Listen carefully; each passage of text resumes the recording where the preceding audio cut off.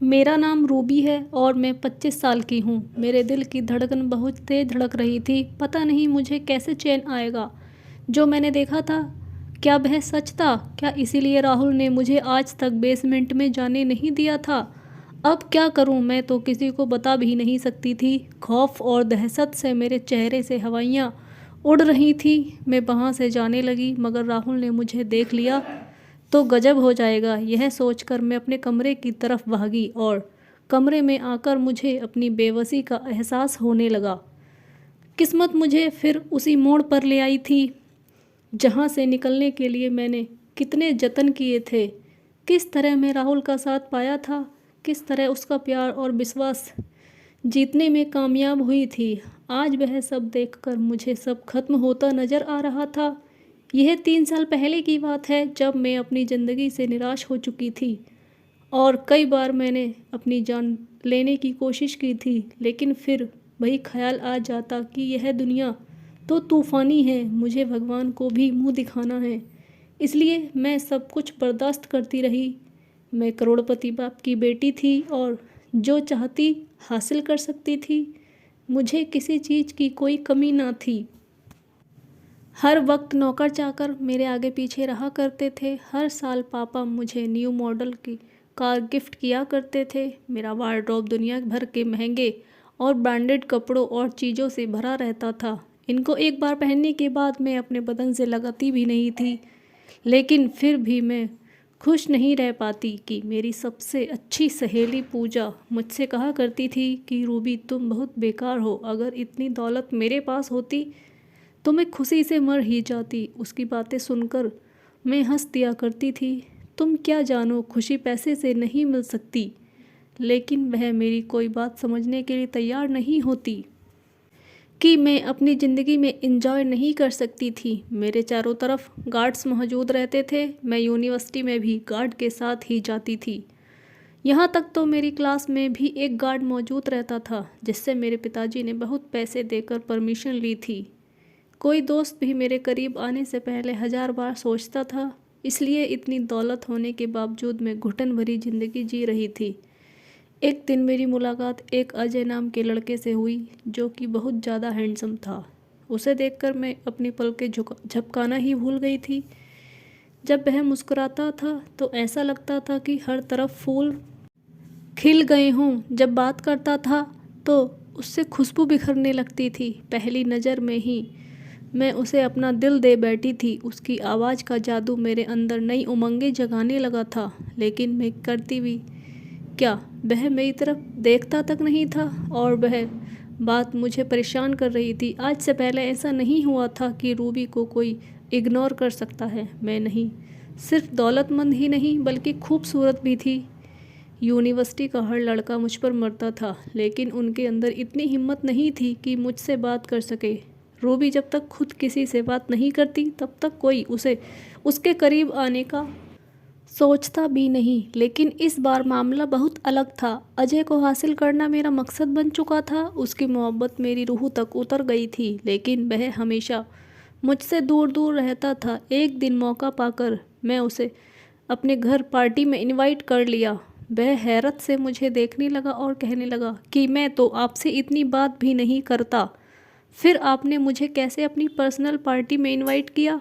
उसकी आवाज़ में थोड़ी रूडनेस भी थी, लेकिन मुझे हार नहीं माननी थी। तो मैंने उससे कहा कि अगर आप नहीं आए तो मैं पार्टी कैंसिल कर दूंगी। मैंने मुस्कुराकर उसे धमकी दी और वह भी पहली बार मुझे देखकर मुस्कुराया था। वह बोला कि मैं आ जाऊंगा। वह दिन मेरे लिए बहुत खास था। न जाने इतनी देर से मैं अपने लिए ड्रेस सेलेक्ट कर रही थी। मेरी खास नौकरानी ने जब यह देखा तो बोली, दीदी आप पर तो हर रंग जचता है, फिर इतना परेशान क्यों हो रही हो? वह मेरे फैलाए हुए कपड़ों को सेट करते हुए बोली। मैंने खुशी से उसे बताया कि तुम क्या जानो कि आज कौन आ रहा है पार्टी में। हैरत से मेरा मुंह ताक रही नौकरानी ने कहने लगी कि क्या कोई प्राइम मिनिस्टर आ रहे हैं आपकी पार्टी में? मैंने अपना सर पकड़ लिया और मैं कहने लगी, पागल लड़की, क्या मैं उनके लिए इतना तैयार होऊंगी? मेरी पिंकी बहुत अच्छी दोस्त भी थी। वह मेरी हमराज भी थी और मैं उसे सब बताया करती थी। आज भी मैंने उसे अपने दिल की बात बता दी। पिंकी तो मुझसे भी ज़्यादा उतावली होने लगी थी। यह पार्टी तो बस एक बहाना था अजय से बातचीत बढ़ाने का, और मैं उसमें कामयाब हो चुकी थी। आज मैंने देखा अजय बहुत बदला हुआ लग रहा था। वह मुझे बहुत गौर से देखे जा रहा था। वैसे भी मैं बहुत सुंदर लग रही थी। अजय मेरे लिए फूल लाया था, जिसे देखकर मैं बहुत खुश हुई थी, और उस दिन के बाद हम दोनों बहुत करीब आने लगे। अजय ने बताया था कि वह एक गरीब परिवार से है, तो उस पर मैंने कहा कि तुम फिक्र मत करो, मेरा सब कुछ तुम्हारा ही तो है। मैं उसे बहुत कीमती तोहफे दिया करती थी, परफ्यूम, शूज़, टी शर्ट, यहाँ तक कि मैंने तो उसे अपना एटीएम भी दे रखा था ताकि उसे किसी भी ज़रूरत के वक्त मुझसे मांगना ना पड़े। मैं यह नहीं समझ सकती थी कि वह मुझे प्यार नहीं करता, बल्कि वह सिर्फ मेरी दौलत की वजह से मेरा इस्तेमाल कर रहा था। जब मैंने अपने पिताजी से अजय के बारे में बात की तो उन्होंने उससे मिलने का फ़ैसला कर लिया। मैं बहुत खुश थी। मुझे पता था कि वह मेरी बात कभी नहीं टाल सकते, लेकिन मेरे पिताजी एक समझदार इंसान थे। उन्होंने अजय के बारे में सब कुछ पता कर लिया था, और जिस दिन उनकी मुलाकात थी उस दिन का मैं बेसब्री से इंतज़ार कर रही थी। लेकिन पापा ने पिंकी से कहा कि रूबी से कहो अपनी टीवी स्क्रीन ऑन कर ले। मैंने टीवी ऑन किया। वहाँ पापा और अजय की मीटिंग वीडियो चल रही थी, जिसे देखकर मुझे अपने कानों पर यकीन नहीं हो रहा था। वह अजय ही था, लेकिन उसके लहजे और शब्द सब बदले हुए थे। पापा ने उससे पहले सवाल किया कि क्या डिमांड है तुम्हारी। उनके सवाल सुनकर वह चौंका नहीं, बल्कि खुश होकर कह रहा था कि मैं अपनी डिमांड नहीं बता सकता सर, मेरे हाथ में तो जैकपॉट लगा हुआ है। वह बहुत आराम से बात कर रहा था। पापा ने कहा, मैं तुम लोगों के लिए अपना कीमती वक्त बर्बाद नहीं कर सकता, इसलिए जल्दी अपनी कीमत बताओ और यहाँ से चलते बनो। उसने बताया कि मुझे एक कार, एक बंगला और 50 लाख रुपए चाहिए। पापा ने अपनी चेकबुक निकाली और कहा मिल जाएंगे, और उस पर पैसे लिखने लगे। बाकी के मामले मेरी सेक्रेटरी से मिलकर फिक्स कर लेना, और जहाँ बंगला पसंद आए ले लेना, लेकिन अब मेरी बेटी के करीब आने का भी सोचना भी मत। यह कहकर पापा उठ खड़े हुए और वह चेक उठाकर खुशी खुशी कमरे से बाहर निकला। यह सब क्या था? मुझे चक्कर आने लगे थे। पिंकी ने मुझे पकड़ लिया था। दीदी पानी पी लो, वह मुझे दिलासा देने लगी, लेकिन मैंने गिलास को दूर फेंक दिया। सब कुछ अपनी आंखों से देखने के बाद मेरे पास कोई सवाल ही नहीं बचा था।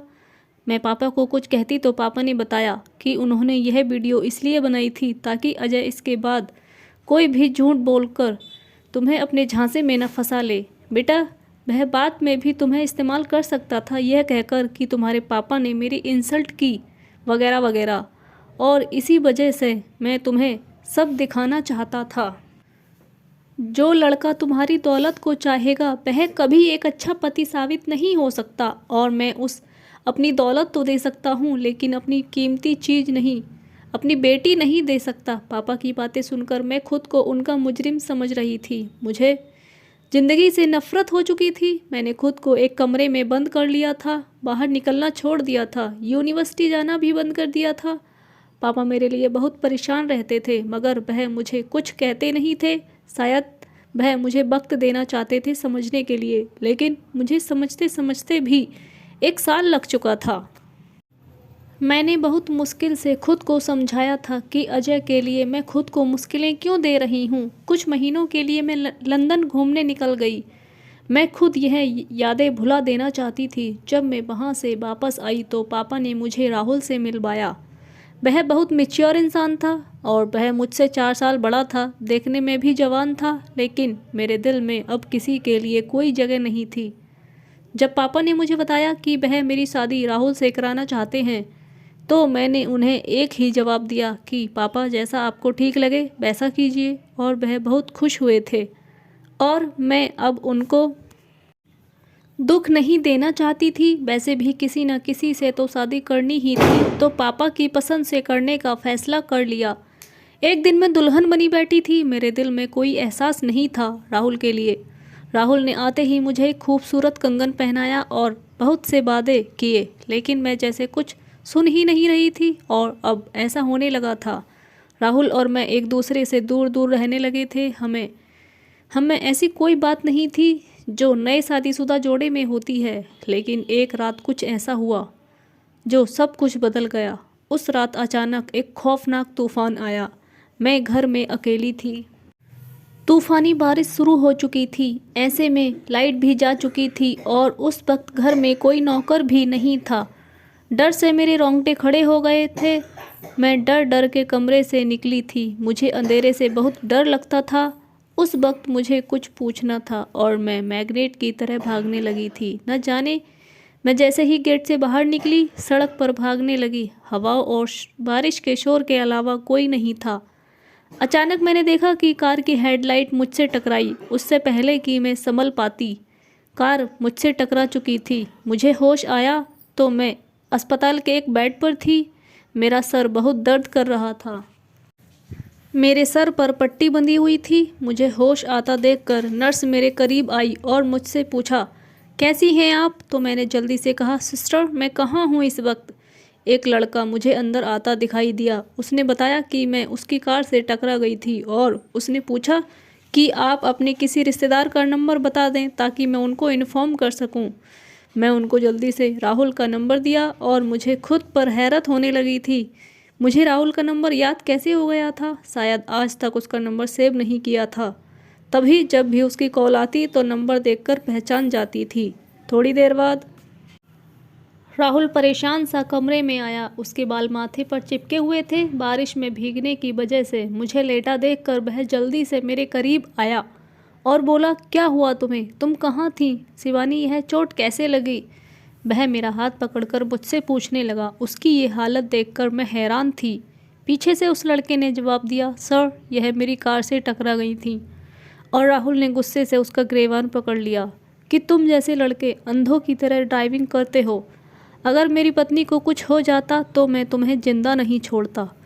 राहुल गुस्से में था। बहुत मुश्किल से डॉक्टर ने उसे रोका और बोले, देखिए सर, आपकी पत्नी बिल्कुल ठीक है, बस हल्का सा जख्म है, आप इन्हें घर ले जा सकते हैं। अब की बार राहुल मेरे करीब बैठा था और उसकी आंखों में जो एहसास था उसे देखकर मेरा पत्थर दिल पिघलने लगा। क्या मैं उसके लिए इतनी अहमियत रखती थी कि वह मेरी तकलीफ़ बर्दाश्त नहीं कर पा रहा था?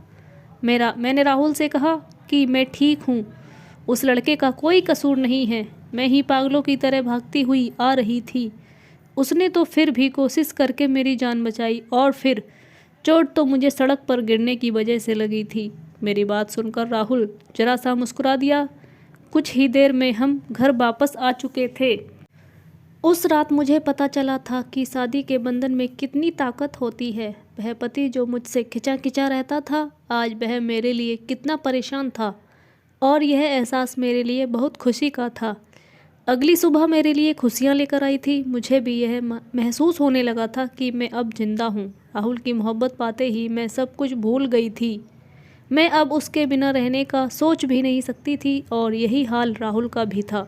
एक दिन मैंने उससे पूछ लिया कि आखिर क्या वजह थी जो मुझसे दूर दूर रहता था, तो वह बहुत आराम से बोला, रूबी तुम अगर चाहती हो कि हम दोनों की ज़िंदगी में कभी कोई दुख ना आए तो यह सवाल दोबारा मत करना। और इस दिन के बाद मैंने सारे सवालों का गला घोट दिया था। मैं अपनी खुशहाल ज़िंदगी में कोई परेशानी लाना नहीं चाहती थी, लेकिन यह मेरी भूल थी। हम दोनों एक दूसरे के साथ बहुत खुश थे। राहुल मुझ पर जान छिड़कता था, लेकिन कुछ रातों से मैं यह देख रही थी कि वह आधी रात को कमरे से बाहर जाने लगा था। एक बार मैंने पूछ ही लिया तो कहने लगा, मेरी जान मैं ज़रा बाहर हवा खाने जाता हूँ। और उसकी यह बात सुनकर मैं रिलैक्स हो जाया करती थी, लेकिन फिर मुझे अजीब सी उलझन होने लगी थी। आखिर वह आधी रात को ही क्यों जाया करता था? वह मेरे साथ भी तो जा सकता है। एक रात उसे लगा कि मैं सो चुकी हूँ तो वह हल्के से उठा और बाहर जाने लगा। कुछ देर बाद मैं भी दबे पांव उसके पीछे निकली। मैंने देखा कि वह घर की पिछली तरफ जो बेसमेंट था उस तरफ जाने लगा। मुझे अजीब लगा कि वह तो हवा खाने जाता था, तो बेसमेंट में हवा का क्या काम? बेसमेंट में तो फालतू सामान पड़ा था। मैं जब से इस घर में आई थी मैंने उस बेसमेंट को बाहर से ही देखा था। मैं अपनी जगह वापस आकर लेट गई। मुझे अजीब सी घबराहट और बेचैनी होने लगी थी। आखिर राहुल मुझसे झूठ क्यों बोल रहा था? काफ़ी देर बाद जब राहुल वापस आए तो बहुत थके हुए थे और परेशान लग रहे थे। मैंने कुछ नहीं पूछा, बस उनकी तरफ प्यार से देखने लगी। दूसरी सुबह जब मैंने राहुल से पूछा कि आप बेसमेंट की तरफ क्यों गए थे, तो मैंने देखा कि वह एकदम से चौंक गए थे। उनकी घबराहट मैंने महसूस कर ली थी। वह गला साफ करके कहने लगे कि रूबी, मैंने कुछ आवाज़ सुनी थी, तभी मैं उस तरफ गया था। मैं उनकी बात सुनकर हद से ज़्यादा परेशान हो गई। क्या कह रहे हैं आप? राहुल, आपने चौकीदार को क्यों नहीं कहा? आप खुद वहाँ क्यों चले गए? मैं बहुत घबरा गई थी। अगर आपको कुछ हो जाता तो? अरे पगली, डरो मत, मुझे कुछ नहीं होगा, वह मेरी चोटी खींच कर बोले। लेकिन फिर एक रात मैंने उन्हें बेसमेंट में जाते हुए देखा। अब मुझे शक होने लगा था कि आखिर क्या वजह थी। राहुल मुझसे क्या छुपाने की कोशिश कर रहे थे? मैं उनके पीछे जाने लगी तो उन्होंने मुझे देख लिया। उस दिन राहुल बहुत गुस्से में थे। राहुल ने मुझसे कहा, रूबी तुम क्या कर रही हो यहाँ? मैंने पूछा कि मैं आज देख कर रहूँगी कि क्या राज है जो तुम हर रात मुझसे छुप कर यहाँ आते हो। राहुल, क्या हुआ? उन्होंने मुझे एक चांटा मार दिया। मैं यह देखकर दंग रह गई कि राहुल ने मुझ पर हाथ उठाया। मुझे यकीन नहीं आ रहा था कि राहुल अब बहुत शर्मिंदा होकर कह रहे थे कि रूबी मुझे माफ़ कर दो, न जाने कैसे मेरा हाथ तुम पर उठ गया। वह कभी अपना हाथ देखते तो कभी रोते हुए मुझे। मैं रोती हुई वापस अपने कमरे में आ गई और दरवाज़ा बंद कर लिया। काफ़ी देर तक राहुल मुझे मनाने की कोशिश करते रहे, मगर उस वक्त मैं कुछ सुनना ही नहीं चाहती थी। सुबह जब मैं उठी तो राहुल ऑफिस जा चुके थे। मैं नाश्ता किए बिना सीधा बेसमेंट में की तरफ जाने लगी। मेरी बेचैनी बढ़ती जा रही थी। आखिर ऐसा क्या राज था जिसके लिए राहुल ने मुझ पर हाथ उठाया? लेकिन बेसमेंट में जाकर मैं निराश हो गई।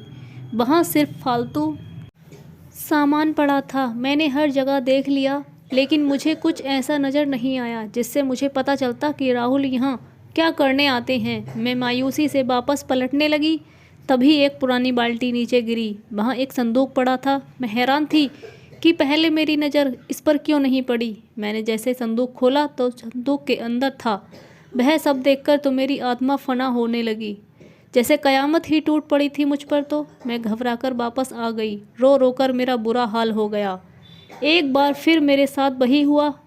मेरी हालत ख़राब हो चुकी थी। उसी वक्त राहुल ने मेरे कमरे में कदम रखा। उसने मुझसे कहा कि ये क्या हालत बना रखी है। वह परेशान था। मेरे करीब आया। मैंने कहा, रुक जाओ वहीं, मेरे करीब मत आना, मुझे सब मालूम हो चुका है कि तुम कौन हो। मैंने बहुत सारे पेपर और तस्वीरें उनकी तरफ उछाली। अब राहुल मिट्टी का पुतला बनकर खड़ा था। तुम्हें मेरी दौलत चाहिए थी ना? तुम सब मेरी दौलत के पुजारी हो, इसलिए मुझसे शादी की थी ना? मैं गुस्से में चिल्लाती हुई बोले जा रही थी। राहुल ने कहा, एक बार मेरी बात तो सुन लो, फिर चाहे जो सज़ा दे देना। मैं एक गरीब लड़का था और मुझे एक अमीर आदमी की लड़की से मोहब्बत हो गई थी, और उस लड़की ने मोहब्बत के जवाब में मुझे मेरे घर वालों के सामने बहुत रुस्वा किया था। यहाँ तक कि सोशल मीडिया पर भी मेरी पिक्चर्स लगाकर मुझे बहुत बुरी बातें लिखीं। पिताजी मुझे घर से निकाल दिया। मेरी पढ़ाई तक छूट गई। सारे रिश्तेदार मेरा मजाक उड़ाने लगे। उस दिन मैंने फैसला किया कि अपनी इंसल्ट का बदला हर अमीर लड़की से लूँगा। फिर मैं अमीर लड़कियों को अपने प्यार के जाल में फंसाता, उनके सामने खुद को एक अमीर घर का लड़का साबित करता और उनसे शादी कर लेता, और उनकी दौलत हासिल करने के बाद उनको डिवोर्स देकर वहाँ से दूर चला जाता। अब तक मैंने 4 शादियाँ की थी। वह सब लड़कियाँ इसी लायक थीं। वह सब बहुत घमंडी थीं। फिर मेरा अगला शिकार तुम थी। मैंने अपनी बातों से अंकल को अपने शीशे में उतार लिया, क्योंकि तुम किसी से नहीं मिलती थी। हमारी शादी हो गई। मुझे तुमसे कोई लगाव नहीं था। मुझे बस तुमसे अपना बदला लेना था, जिसने मेरी इंसल्ट की थी। लेकिन मुझे कुछ ही दिनों में महसूस होने लगा कि तुम सबसे अलग हो। इतनी अमीर होकर भी जरा सा भी गुरूर नहीं है। तुम नौकरों से प्यार से बात करती हो। मैं हैरत से देखा करता था कि रूबी, तुम सबसे अलग हो। मैं चाहकर भी तुम्हें नज़रअंदाज नहीं कर पा रहा था, और मुझे पता ही नहीं चला कि मैं तुमसे कब प्यार करने लगा। मुझे उस रात पता चला जब मैं कुछ तूफ़ानी बारिश में तुम्हें घर पर नहीं पाया था और गेट भी खुला हुआ था। तुम कहीं नज़र नहीं आई। मुझे लगा कि मैंने तुम्हें खो दिया है। तुम्हें पागलों की तरह तलाश किया। बीच सड़क पर मैं रोता हुआ गिर गया। भगवान से कहने लगा कि एक बार मुझे मेरी रूबी से मिलवा दो, मैं सबसे माफ़ी मांग लूँगा। फिर मुझे तुम्हारी खबर आ गई। मैं तुमसे बहुत प्यार करता हूँ, तुम्हें खोने से बहुत डरता हूँ, इसलिए आज तुम पर हाथ उठाया कि कहीं तुम वह सब ना देख लो। अब वह आंसुओं से रो रहा था। रूबी, तुम मुझे माफ़ कर दो, पहले और आखिरी बार, या अपने हाथों से मुझे मार डालो। मैं अभी सदमे में थी। मैंने उनके नाम, पते और तस्वीर जमा करना शुरू किया ताकि मैं सबसे माफ़ी मांग सकूं और उनको वह सब कुछ वापस कर सकूं जो मैंने उनसे लिया था। बस इसलिए मैं हर रात बेसमेंट में बैठकर अपने लैपटॉप से उनसे बात करके उनका बैंक बैलेंस उनको वापस करता था और सारी डिटेल बनाकर उन्हें भेजा करता था। यह सब मैंने तुम्हारे लिए ही तो किया है, ताकि तुम्हारे राहुल में कोई कमी या बुराई ना रह जाए। मेरी सज़ा तुम्हें ना मिले रूबी। मैं मर जाऊंगा अगर तुम मुझे से दूर हुई तो। वह मेरे कदमों में गिर गया। मैंने झटके से उसे दूर किया कि राहुल, मुझे तुम पर विश्वास हो गया है। तुम्हारी जगह मेरे कदमों में नहीं बल्कि मेरे दिल में है। मैं भी उसके साथ नीचे बैठ गई। वह मुझे देखे जा रहा था। काफ़ी देर तक मुझसे माफ़ी मांगता रहा और मैंने कहा कि मेरी एक शर्त है। वह हैरत से पूछने लगा कि वह क्या? उनके पैसे वापस कर दिए? हाँ रूबी, सब कुछ वापस कर दिया। तो उनकी पिक्चर्स क्यों संभाल कर रखी हैं? मैंने गुस्से में कहा। तो राहुल अपनी हंसी दबाते हुए उसने उन तस्वीरों के टुकड़े टुकड़े कर दिए और डस्टबिन में डाल दिए और मैं खिलखिलाकर हंसने लगी। अब जब राहुल सिर्फ मेरा था तो मैं क्यों पुरानी बातों को संभाल कर रखती। दोस्तों, उम्मीद करती हूँ आपको यह कहानी पसंद आई होगी। दोस्तों, कहानी पसंद आई तो वीडियो को लाइक और शेयर करें। अगर आप हमारे चैनल पर नए हैं तो चैनल को सब्सक्राइब करें। धन्यवाद।